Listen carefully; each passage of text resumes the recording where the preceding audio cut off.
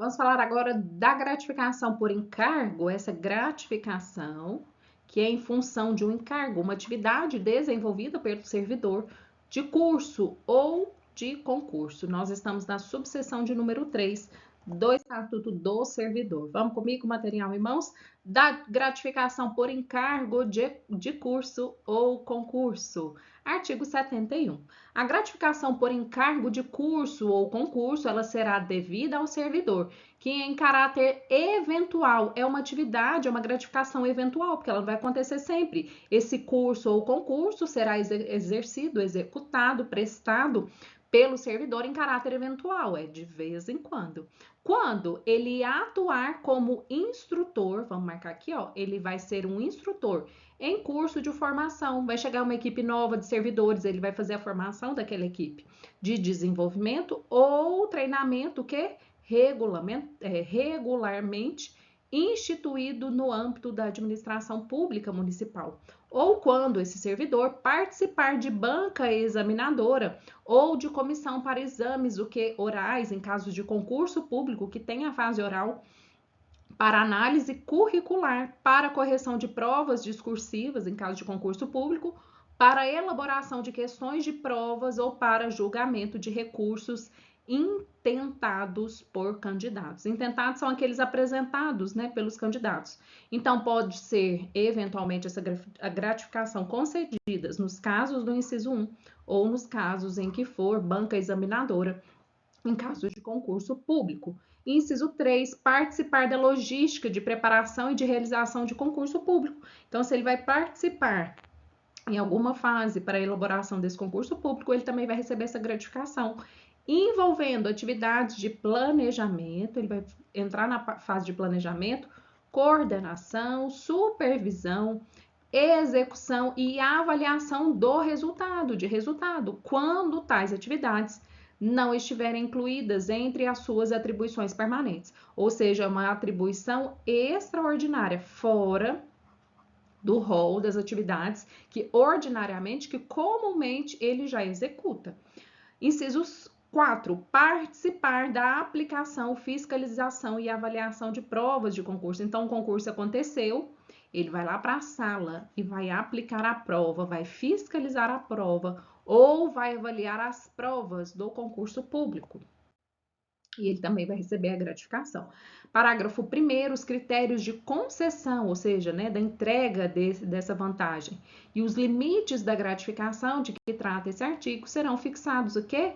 Em regulamento. Então, existe um máximo, né, um teto para recebimento dessa gratificação. Observados os seguintes parâmetros. Então, o que vai servir de parâmetro para garantir essa gratificação ao servidor? Será observado o valor da gratificação, será calculado em horas, então as horas envolvidas naquele encargo, naquela atividade, e seus valores fixados em percentuais incidentes sobre menor vencimento básico da administração direta do Poder Executivo Municipal. Então, como referência, ó, vamos marcar aqui, ó, como referência, sempre vai ser assim, ó, a referência para calcular o valor em horas não será o salário do servidor, será como referência, terá como referência o vencimento básico da menor remuneração, da pessoa que ganha menos, do servidor, né, da menor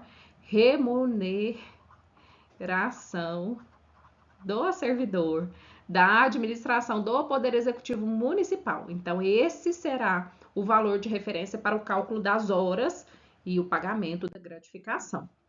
Inciso 2, a retribuição. Observadas a natureza e a complexidade da atividade exercida, não poderá ser superior ao equivalente a 120 horas. Vamos marcar 120 horas. Então, essa gratificação que é paga em horas é de até 120 horas. Então, existe um teto, e esse teto é de até 120 horas de trabalho anuais, ressalvada a situação de excepcionalidade, devidamente justificada e previamente aprovada pela autoridade máxima do órgão ou entidade, que poderá autorizar, pode, o acréscimo na forma estabelecida em regulamento. E parágrafo 2º, a gratificação por encargo de curso ou concurso somente será devida se as atividades referidas nos incisos do caput desse artigo forem exercidas sem prejuízo das atribuições do cargo. Então, você não pode tirar um servidor para executar esse encargo de curso ou concurso e descobrir o cargo que ele ocupava. Tem que ser uma atividade o quê? Extraordinária. Então, tem que ser uma atividade que não prejudique a atividade que ele executa na administração pública, de que o servidor for titular e com estas não se confundir. Agora, vamos falar da gratificação pelo exercício do cargo em local distante. Vamos falar do local distante. Da gratificação, artigo 72. A gratificação pelo exercício do cargo em local distante, vamos marcar aqui, ó, local distante, destina-se a compensar o servidor que no interesse do serviço, então é no interesse da administração pública, tiver exercício em unidade localizada nos perímetros urbanos do núcleo de desenvolvimento, que compreende os limites das áreas urbanas e de transição urbana, na forma estabelecida em regulamento. Então, esse local distante é dentro do próprio município, numa zona rural, num local de difícil acesso, por exemplo, próprio município, né? Próprio município, no próprio município. Porque quando ele for em outra localidade do país ou até mesmo do exterior, o que ele recebe é indenização. Aqui nós estamos falando de gratificação pelo exercício do cargo em local distante. Parágrafo 1º, o valor da gratificação em local distante será fixado em percentuais equivalentes, no mínimo ele vai receber como essa gratificação em local distante, 20% e no máximo 40% do menor vencimento básico da administração direta do Poder Executivo Municipal. Então, não é 10% do próprio vencimento e nem 40% do próprio vencimento. Tem-se como referência o menor vencimento daquele cargo de servidor que recebe o menor salário, o menor vencimento, que compreende a administração direta do Poder Executivo Municipal. Parágrafo 2º, será descontado o valor proporcional da gratificação de que trata esse artigo por motivo de falta injustificada do servidor. Faltou, descontou de forma proporcional. Proporcional 1 dia, 2 dias, 3 dias de faltas, né? Agora vamos falar da gratificação pelo exercício de atividade penosa. O que vem a ser essa atividade penosa? Vamos passar aqui agora no artigo de número 73. Será devida gratificação pelo exercício de atividade penosa, assim considerada aquela desempenhada em locais e condições que justifiquem por causarem desgaste psicofisiológico nos termos, condições e limites fixados em regulamento. Vamos pensar uma pessoa que trabalha na construção de pontes, viadutos entre estados diferentes, ou seja, há um rio que divide os dois estados. Vamos pensar numa atividade assim. E os dois estados, eles têm em comum o objetivo de construir uma ponte. Para construir essa ponte em locais de rios, você precisa, não sei tecnicamente como dizer, mas você precisa garantir que essa ponte ela tem uma base no fundo do rio. E no fundo do rio você precisa levar uma equipe para mergulhar, colocar explosivos, sair do local e garantir a explosão para garantir a construção e a conexão desse suporte, desses pilares durante todo o percurso do rio. E essa atividade é considerada uma atividade penosa, porque você faz o quê? A submersão.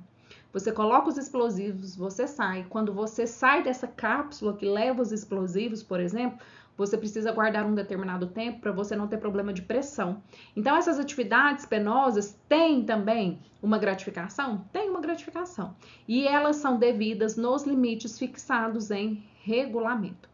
Parágrafo 1º, o valor da gratificação será fixado em percentuais equivalentes a, no mínimo, 25% do menor vencimento básico da administração direta do Poder Executivo Municipal. Então, sempre a referência para o cálculo das gratificações será o menor vencimento daquele servidor que ocupa dentro da administração direta no Poder Executivo Municipal. Não é do salário mínimo, assim como é na CLT.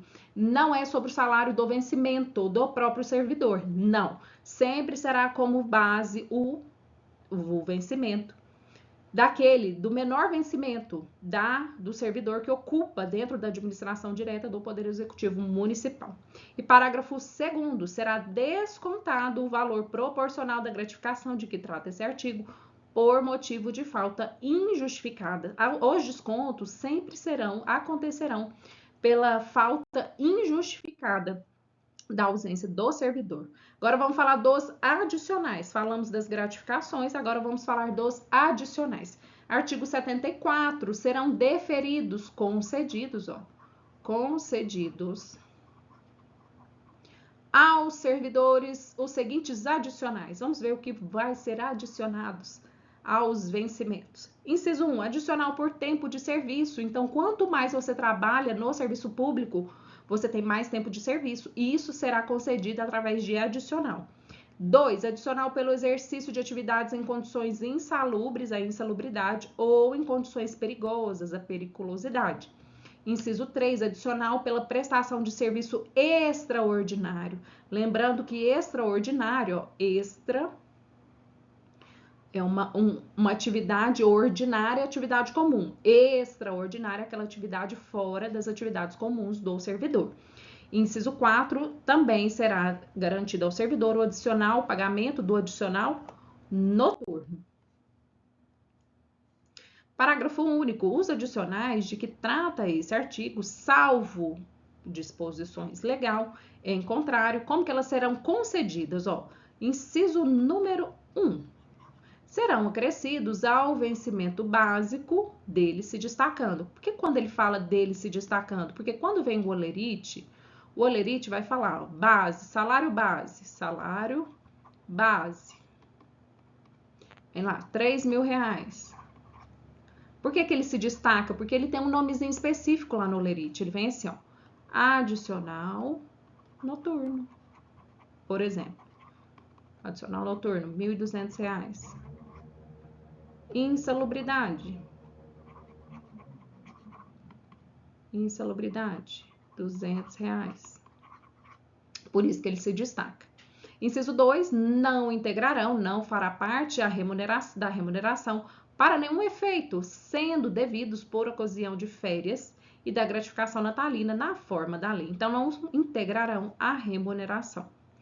Inciso 3, serão acumuláveis com outras vantagens de espécies semelhantes. Então, pode acumular os adicionais com outras espécies semelhantes dos adicionais? Podem acumular sim. Artigo 75. Vamos falar então do primeiro adicional, que é do tempo de serviço. Olha como o próprio nome sugere.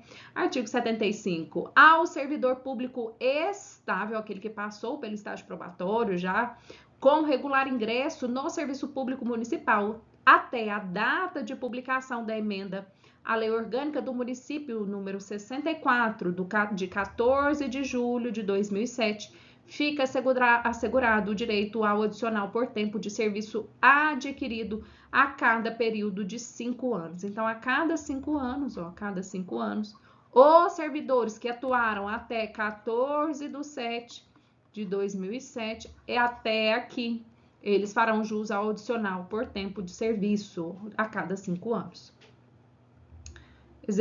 A cada 5 anos de efetivo exercício no serviço público municipal, na razão. A cada 5 anos, então, ele vai acrescentar 10% sobre o seu vencimento básico, o qual este se incorpora para efeito de aposentadoria. Então, ele incorpora ao salário base. Então, ele vem lá, vencimento. Deixa eu só pegar a borracha aqui. Escrever aqui. Então, ele se incorpora ao vencimento básico. Então, a cada 5 anos, a gente acrescenta 10%. Então, ele vai acumular no vencimento base. básico e gera fins, inclusive, porque ia começar a aumentar, né, o valor do vencimento. E quando ele for se aposentar, esse tempo de serviço acumulado gera, inclusive, aumenta para fins de aposentadoria. Parágrafo único. Para efeitos do disposto nesse artigo, os servidores integrantes da carreira do magistério, os professores, obedecerão à legislação específica. Então, para esse público específico, existe uma previsão específica da legislação municipal. Vamos falar dos adicionais de insalubridade e periculosidade. Vamos lá falar desse adicional. Quem está na CLT também está muito acostumado com esses dois adicionais. Artigo 76. Os servidores que trabalham com habitualidade, então é requisito legal para o reconhecimento da insalubridade e da periculosidade, uma atividade contínua de exposição habitual em locais insalubres, insalubridade, atividades ou operações perigosas, fazem jus a um adicional observadas as disposições dessa subseção. Então, vamos falar. Quais são essas condições para quem está habituado, frequentemente exposto em locais insalubres ou atividades perigosas? Vamos começar o desdobramento. Artigo 77. O exercício de trabalho em condições insalubres assegura a percepção de adicional de 40%, 20% ou de 10% do menor vencimento básico. Não é sobre o salário mínimo como é na CLT. Não é sobre o salário mínimo. É do menor vencimento básico da administração direta do Poder Executivo local, da administração pública municipal, segundo se classifiquem respectivamente. Se você estiver uma exposição ao grau máximo de insalubridade, você vai receber 40% de insalubridade.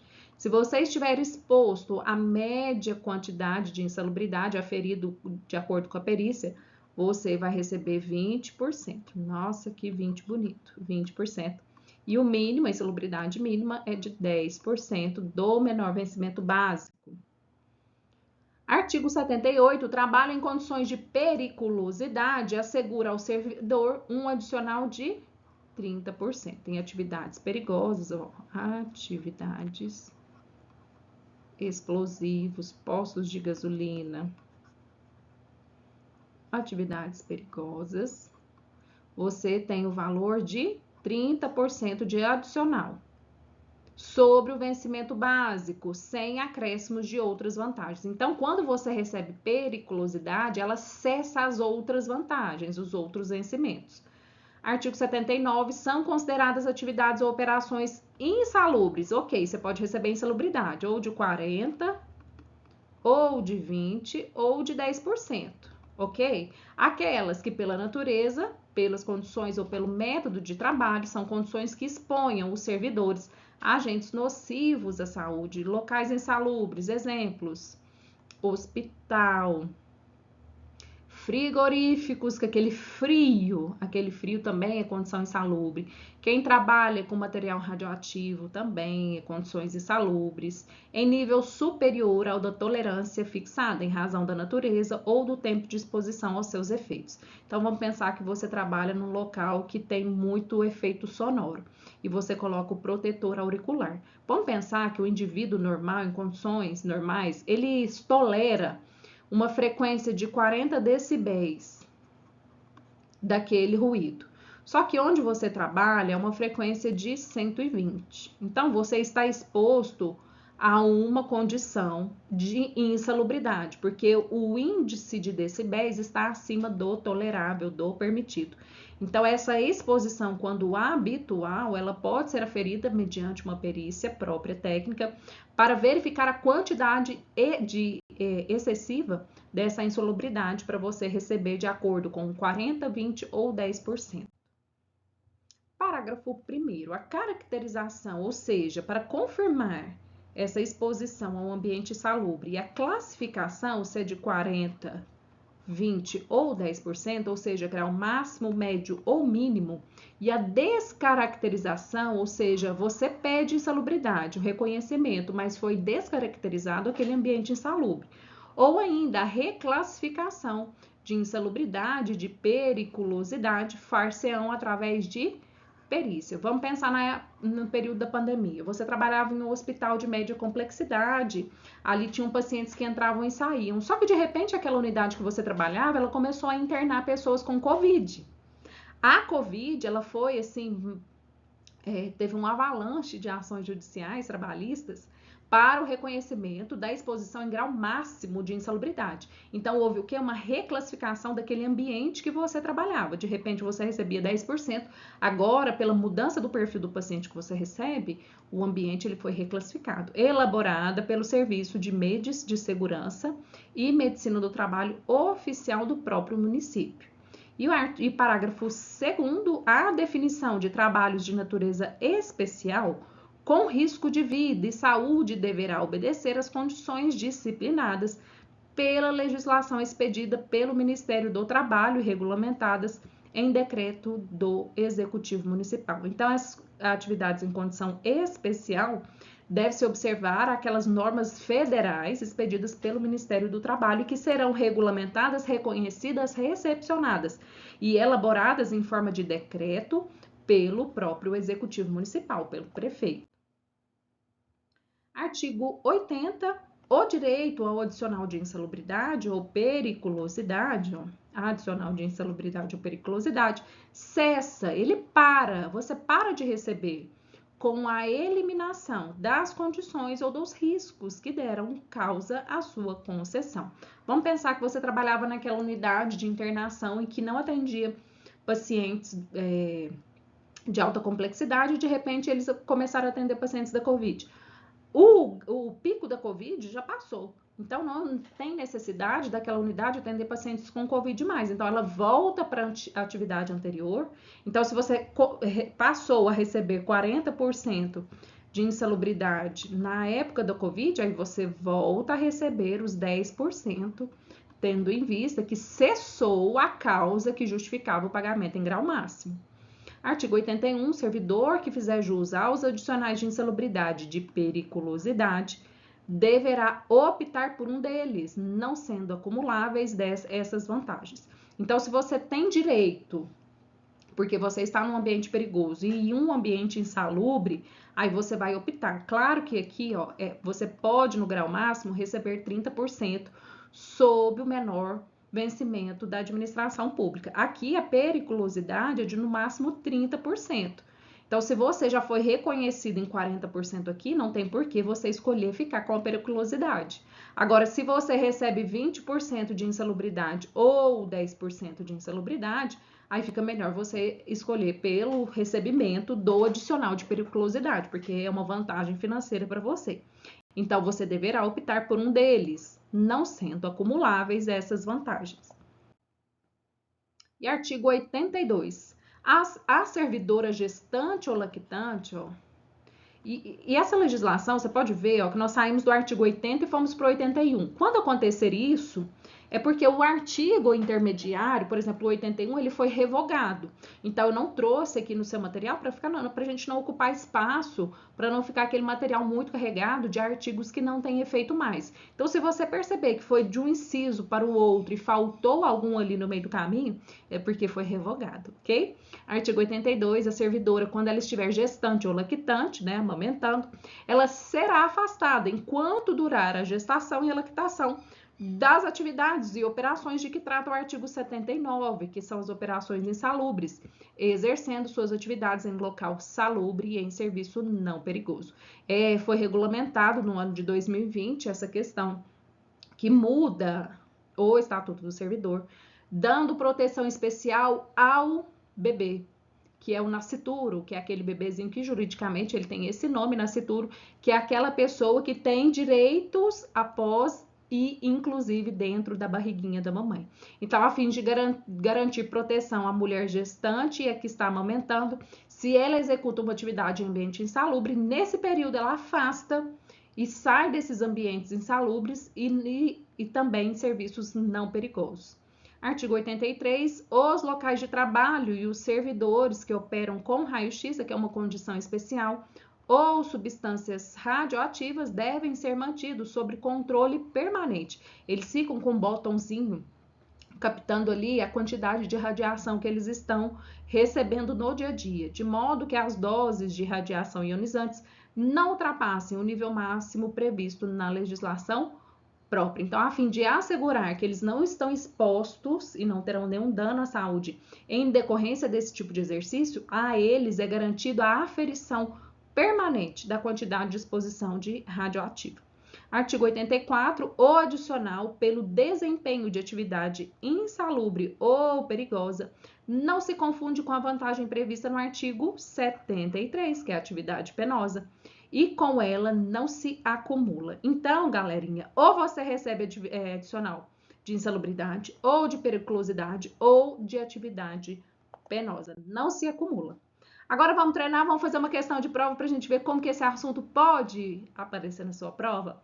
Questão de número 1. A gratificação pelo exercício do cargo em local distante destina-se a compensar o servidor que interesse do serviço da administração pública tiver exercício em unidade localizada nos perímetros urbanos dos núcleos de desenvolvimento que compreendem os limites das áreas urbanas e da transição urbana, na forma estabelecida em regulamento. No que se refere às gratificações devidas ao servidor público do município de Uberaba, assinale a alternativa correta, aquela alternativa que está correta. Vamos lá. Letra A. Será devida gratificação pelo exercício de atividade insalubre, assim considerada aquela atividade desempenhada em locais e condições que a justifiquem por causarem desgastes psicofisiológicos nos termos, condições e limites fixados em regulamento. Essa atividade, ela não é insalubre, ela é uma atividade penosa. O conceito que ele trouxe foi de atividade penosa e não de atividade insalubre. Letra B. Ao servidor público estável com regular ingresso no serviço público municipal até a data da publicação da emenda à Lei Orgânica do município de Uberaba, a emenda número 64, publicada em 14 de julho de 2007, então é um marco para o recebimento desse adicional. Fica assegurado o direito ao adicional pelo tempo de serviço a cada período de 4 anos. É a cada 4 anos, pessoal? Não, é a cada 5 anos que ele vai ter direito ao adicional de efetivo exercício no serviço público municipal. Na razão de 15%, também não é 15%, é 10% a cada 5 anos do tempo de serviço, sob seu vencimento básico, o qual se incorpora para efeito de aposentadoria. Realmente vai incorporar e vai surtir efeitos lá na aposentadoria. Mas o que está errado é o período de 4 anos e aqui quando ele diz 15%, na verdade, na razão de 10%. E letra C, o exercício de trabalho em condições penosas assegura a percepção de adicional de 40%, 20% ou 10% do menor vencimento básico percebido da administração pública municipal, segundo se classifiquem, respectivamente, em graus máximo, médio ou mínimo. Aqui o conceito não é de atividade penosa, é de atividade insalubre. Trocou a letra A com a letra C. E a letra D, a caracterização e a classificação e a desclassificação ou reclassificação de insalubridade, de periculosidade, far-se-ão através de perícia. Quem vai determinar a classificação, caracterização ou reclassificação da insalubridade é a perícia, que é elaborada pelo Serviço de Segurança e Medicina do Trabalho oficial do município. Então, a questão correta ficou a letra D de dado, que está previsto lá no artigo 79, parágrafo 2º da Lei Complementar 392 de 2008, que é o Estatuto do Servidor. E questão de número 2, em se tratando de gratificações que são devidas ao servidor público do município de Uberaba, julgue os itens abaixo. Inciso 1, serão deferidos, ou seja, concedidos aos servidores os seguintes adicionais: adicional por tempo de serviço, ok. Adicional pelo exercício de atividade em condições insalubres ou perigosas, adicional de prestação de serviço extraordinário e adicional noturno? Sim, verdadeiro, vamos marcar aqui, verdadeiro. Inciso 3, será descontado o valor proporcional da gratificação, que se trata do artigo 72, por motivo de falta injustificada do servidor, com certeza. Ainda que você não saiba o que se trata o artigo 72, Com certeza, toda vez que tem falta injustificada, será descontado do servidor aquele adicional que, porventura, ele tenha direito. E inciso 3, o valor da gratificação por atividades penosa será fixado em percentuais equivalentes a, no mínimo, 25% do menor vencimento básico da administração direta do Poder Executivo Municipal, também ficou verdadeiro. Então, estão corretas todos os itens, 1, 2 e 3, todos ficaram corretos. Por isso, o nosso gabarito é a letra D. D de dado é o nosso gabarito, ok? Vamos para mais um assunto, então, do adicional por serviço extraordinário. Vamos ver do que se trata esse adicional a que o servidor faz jus por atividade extraordinária. Mas vamos começar aqui na origem da palavra, ó, extraordinário.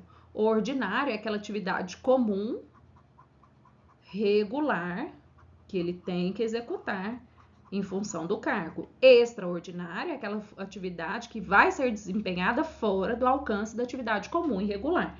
Vamos ver do que se trata? Vamos lá. Adicional por serviço extraordinário, artigo 85, será permitido. Serviço extraordinário pode ser executado? Sim, para atender as necessidades do serviço em situações excepcionais e as situações temporárias, devidamente autorizado pela autoridade máxima do órgão. Desde que autorizado, essa atividade pode ser exercida.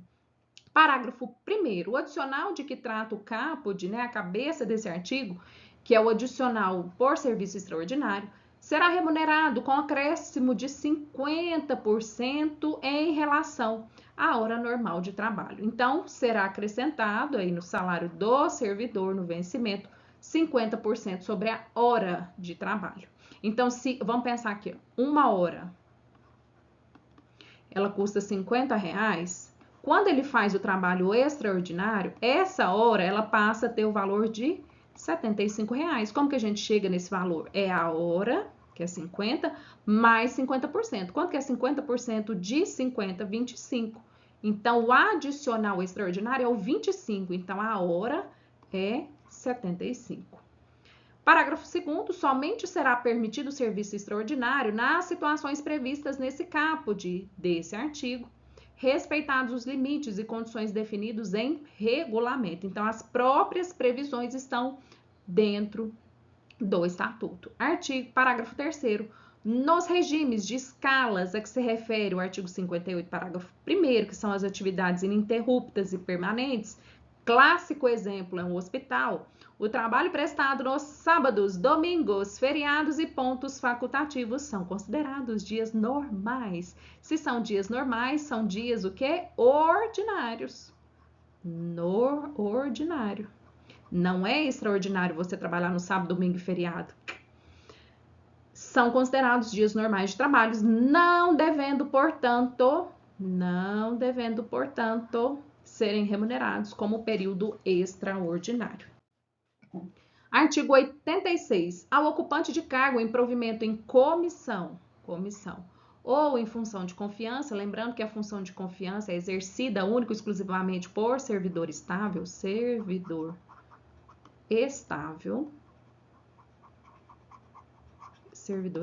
e o em comissão é aquele estranho, pode ser um estranho diferente do quadro de servidores do município. Não será devido adicional de que trata esse artigo. Então, ele não recebe pelo serviço que é extraordinário, o qual também não poderá ser percebido cumulativamente com outros previstos em lei ou regulamento. Artigo 87, vamos entrar então no adicional noturno.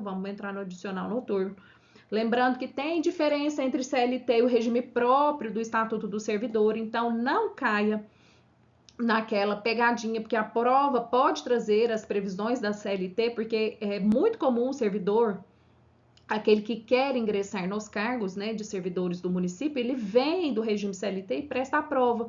Então, pode ser que a banca faça alguma confusão aqui no momento da elaboração da questão do adicional noturno. Então, vamos lá. Artigo 87. O serviço noturno, é aquele executado à noite, ele é prestado em horário compreendido. Então, tem que levar para a prova? A gente tem, isso aqui tem que levar para a prova. É das 22h30 até às 5h30 do dia seguinte. Você começa às 22h30 e termina esse serviço passando pelas 5 horas da manhã. Não quer dizer que você precisa necessariamente começar às 22h30. Vamos pensar que seu turno de trabalho começa às 19 horas. Você vai das 9 às 7 da manhã. Será adicional noturno? Às 20 horas não é. Às 21 horas não é adicional noturno. A partir das 22h30 até às 5h30 da manhã é adicional noturno. 5h31 não é adicional noturno. 6 horas da manhã não é adicional noturno. E quando você encerra o plantão às 7 horas da manhã, não é adicional noturno. É apenas das 22h30 até as 5h30 da manhã. Do dia seguinte, terá o valor hora, né? Terá o valor hora acrescido de 25%. Computando-se cada hora como 52 minutos e 30 segundos. Então, a hora do noturno não é 60 minutos. Não é a cada 60 minutos. A hora do noturno é 52 minutos e 30 segundos. 52 minutos e 30 segundos. Então, você divide essa carga horária que você executa dentro desse período das 22 às 5h30 e divide por 52 e 30. E desse resultado, você tem um acréscimo de 25%. Em se tratando de serviço extraordinário, o acréscimo de que trata esse artigo incidirá sobre a remuneração prevista no artigo 85. Então, ele será extraordinário, o serviço executado dentro do período noturno. Agora vamos falar das férias. Vamos falar das férias tão esperadas por todos os servidores, né? Todo mundo quer trabalhar e depois tirar férias para descansar, ver a família, viajar, passear, desligar do serviço e viver outra vida.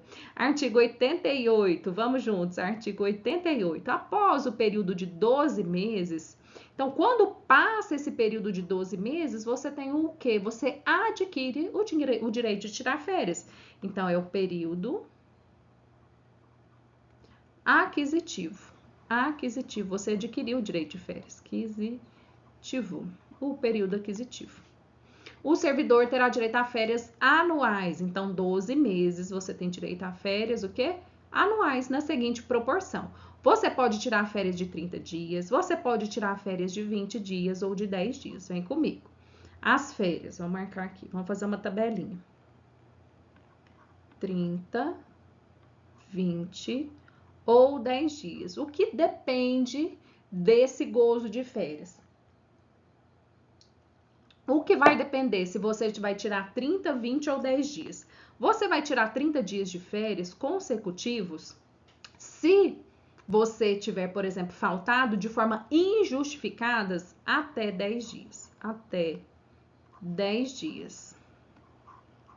Até 10 dias. Agora, uma setinha aqui, ó. Você vai tirar 20 dias se você faltar até 20 dias. A gente vai aumentando de 10 em 10. E será de 10 dias se você faltar até 30 dias. Aqui, ó. Aqui a gente vem de 10 em 10, 10 em 10, e nas faltas a gente vem de 10 em 10.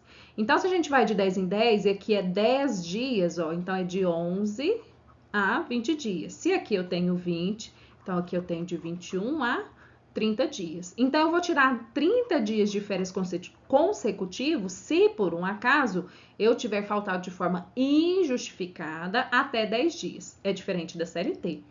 Eu vou tirar férias de 20 dias consecutivos se porventura eu tiver faltado de forma injustificada de 11 a 20 dias. E vou tirar 10 dias de férias consecutivos se eu tiver faltado de maneira injustificada de 21 a 30 dias. Essa é a regra de férias do servidor dentro do período aquisitivo.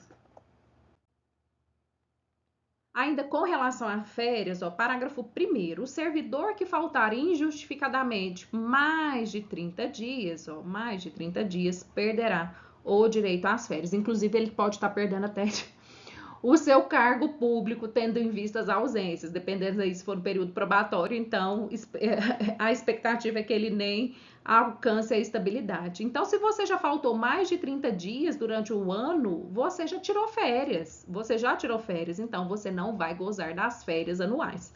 Parágrafo 2º, para efeito do dispositivo nesse artigo das férias, considera-se falta a ausência verificada durante o período aquisitivo, que são dos 12 meses. 12 meses, sem motivo legal, ou seja, de forma injustificada. De forma injustificada, você ausenta-se do trabalho. Parágrafo 3º, é vedado, é proibido descontar do período de férias qualquer falta ao serviço. É vedado descontar do período de férias qualquer falta ao serviço. Se você está de férias, no seu período de férias, não pode descontar as faltas. Depois que você voltar de férias, pode ser descontado, mas no período de gozo, não. Parágrafo 4º, para o primeiro período aquisitivo de férias, serão considerados 12 meses de efetivo exercício. Vamos pensar, você vai começar a trabalhar em junho de 2024. Aqui você começa, toma posse e começa a entrar no exercício. Então, em junho de 2024, 25, você já tem o primeiro período aquisitivo para gozar as suas férias. Artigo 89, o período aquisitivo de férias somente é suspenso ou interrompido. Existem duas formas de você pausar as férias, ou suspendendo ou interrompendo. Existe diferença entre os dois? Existe. Vamos ver? Nos casos previstos nesse estatuto. Vamos lá.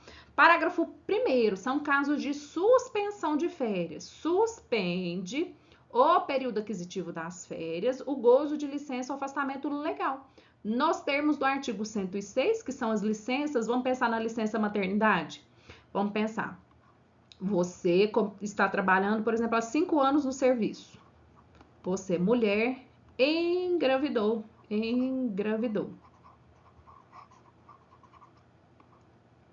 E aí você ganha neném, você tem o bebê. E você tira o quê? Licença maternidade. A licença maternidade, ela vai fazer o quê? Suspender o prazo de contagem das suas férias. Porque não pode pegar aquele período de licença maternidade e descontar como se aquele tempo fosse contado para as férias. Não, suspende. Se você tinha aqui, ó, antes de ganhar o seu neném, você tinha, por exemplo, 8 meses de período aquisitivo. Você sai de licença maternidade, por exemplo, 6 meses. Esses 6 meses ele não conta. Quando você voltar ao trabalho, vai passar a contar o 9, o 10, o 11 e o 12 meses para concessão da contagem para o seu período de férias.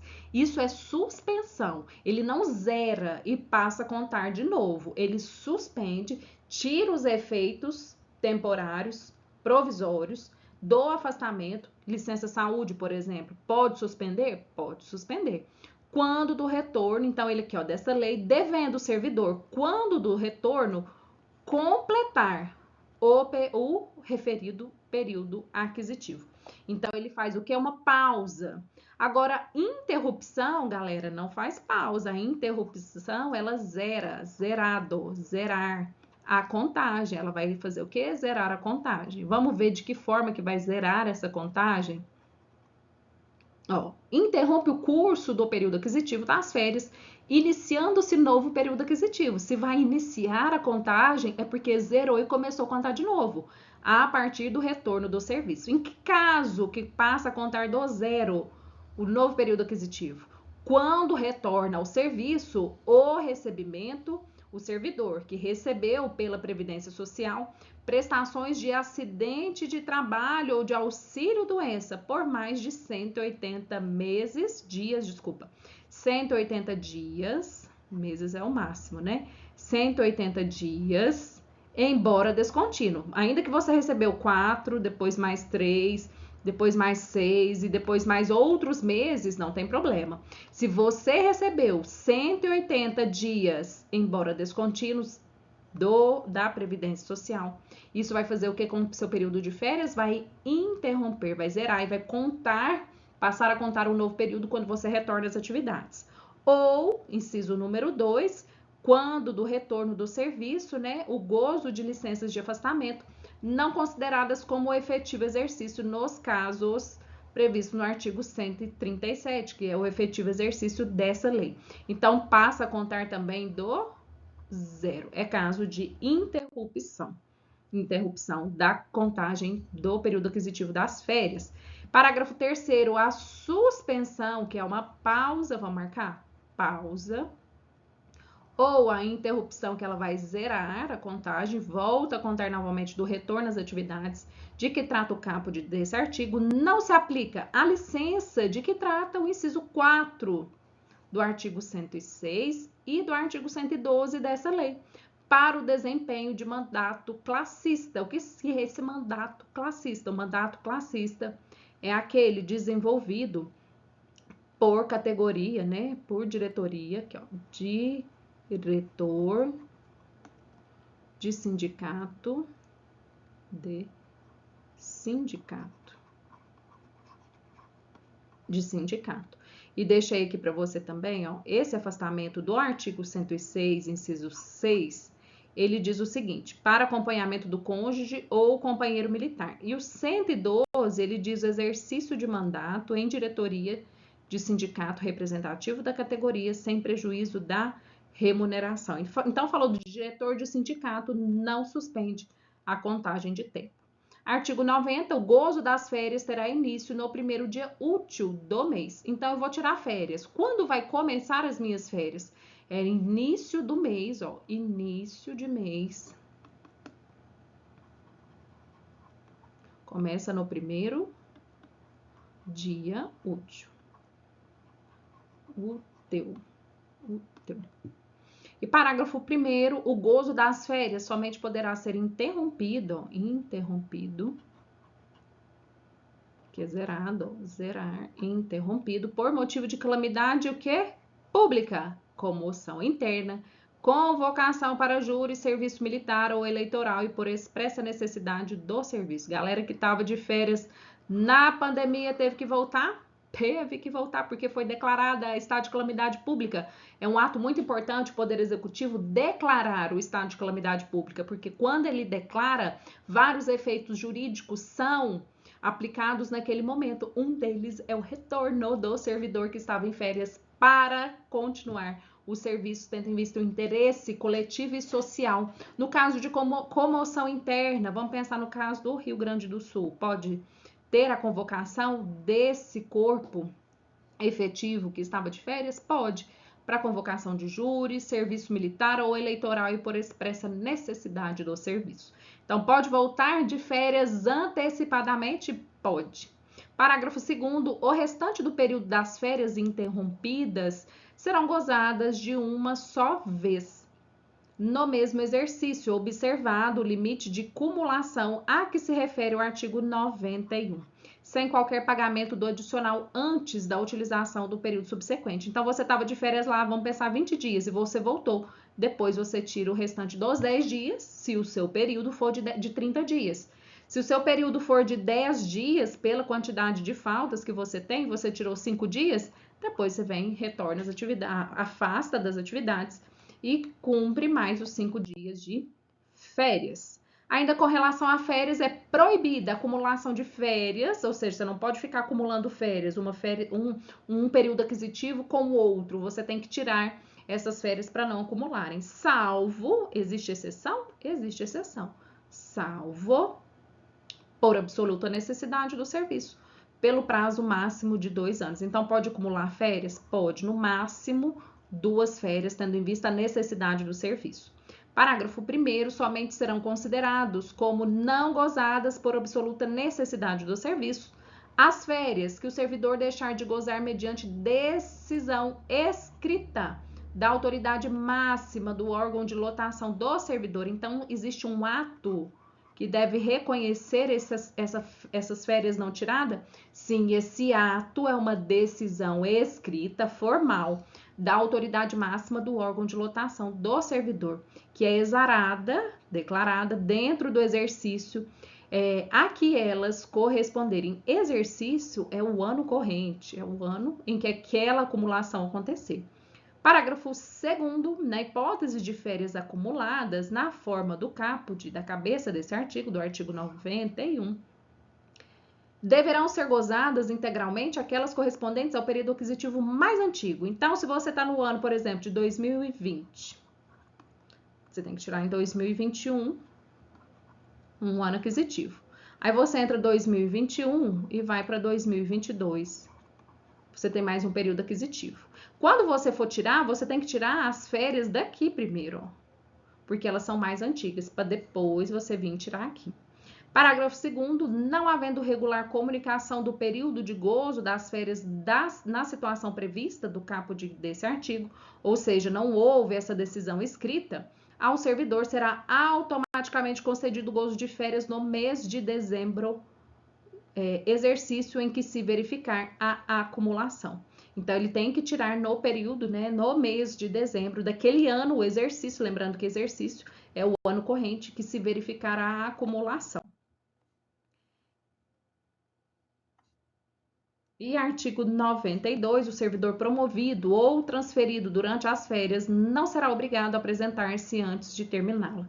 Ainda que houve transferência desse servidor, ele não tem que voltar e se apresentar ao novo local de trabalho. Ele continua tirando férias e depois que ele voltar, ele se apresenta para o local de transferência. Parágrafo único, durante o período das férias, é vedada, é proibida a concessão de licença ou afastamento a qualquer título, ressalvado o disposto no artigo 91, que é no caso de acumulação de férias, sendo assegurados como de licença ou afastamento os dias que excederem o período das férias. Então, é vedado você tá de férias, ó, você tá de férias e você teve uma doença. É legítimo a licença para tratamento de doenças? Sim, mas no período de férias esse período não será considerado, exceto nos casos de acumulação de férias, que é considerado como de licença ou afastamento os dias que excederem o período de férias. Então, vamos pensar, você tirou 30 dias de férias, mas o seu atestado é de 45 dias. Então, você tem o que aqui? 15 dias de excesso. Aí, esses 15 dias, no caso de acumulação de férias, é considerado como licença ou afastamento. Licença ou afastamento. Os 30 dias das férias, não, mas o excedente, sim. Artigo 93. O servidor que opera direta e permanentemente com raio-x, então é condição obrigatória ser de forma direta e permanente, ou seja, não é eventual, não é uma vez no dia ou no outro, não, todos os dias da semana, enquanto ele trabalha, ele opera o raio-x. E substâncias radioativas gozará obrigatoriamente, vamos marcar a palavrinha obrigatoriamente, 20 dias consecutivos de férias, é uma forma de compensação daquela radiação a cada semestre. Então, a cada 6 meses,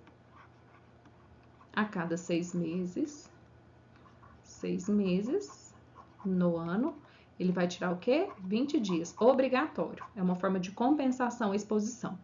Então, 6 mais 6 meses,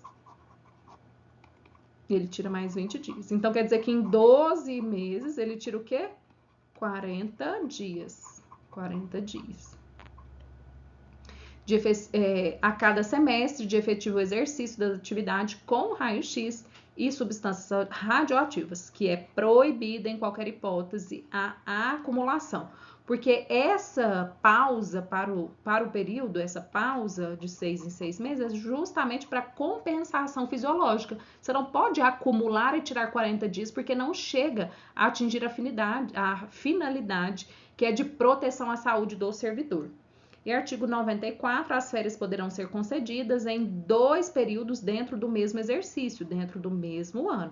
Então, se ele vai tirar 20 dias e pode ser em 2 períodos, e esse período, nenhum dos quais poderá ser inferior a 10 dias. Ele pode tirar 10 dias e 10 dias dentro do mesmo período. Parágrafo 1º, ainda com relação às férias, o período de gozo e o parcelamento do gozo de férias serão concedidos pela chefia, o que? Imediata do servidor, observado o interesse público. Então, esse período de concessão e retirada dessas férias, ou inclusive o parcelamento, será concedido pelo chefe imediato e observado o interesse público, ou seja, vai sair de férias o servidor de acordo com o interesse público para o setor não ficar o que? Descoberto.